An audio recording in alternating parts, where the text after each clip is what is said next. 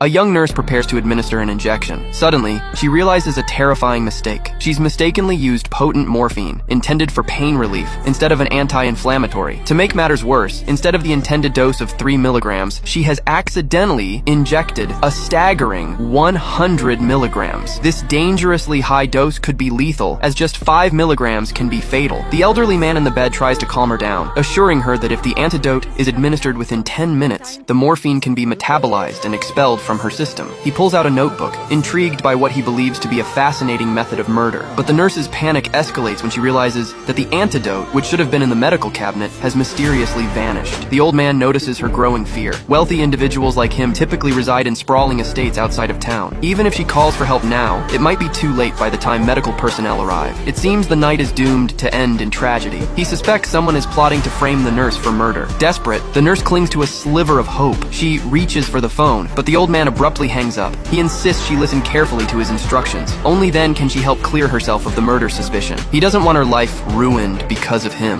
especially if it means exposing her mother's undocumented status. He instructs her to make noise as she descends the stairs and to greet his young son at the door. At exactly midnight, he tells her to drive away from the estate. Once out of sight of the cameras, he advises her to pull over, then re-enter through the back gate. The family dog knows her and won't bark, but to avoid drawing attention, she must climb over the garden fence and sneak back to the 3rd floor. In her haste, she accidentally breaks part of the fence. When she returns, the old man has her change into his pajamas and cap. He knows his young son will be outside smoking at this hour, allowing them to mislead anyone who might suspect otherwise. This gives her an alibi strong enough to remove her from being the prime suspect. However, the girl has a fatal flaw. She becomes nauseous whenever she lies. He cautions her not to fabricate stories, just share partial truths. She retraces her steps. Under the cover of darkness, the girl finally makes it home. However, the next day, when the butler opens the door, he discovers the old man's throat has been slit. Given that he was a renowned mystery author, news of his death quickly hits the headlines. Police initially rule it a suicide, but the girl remains trapped in a cycle of fear. Then,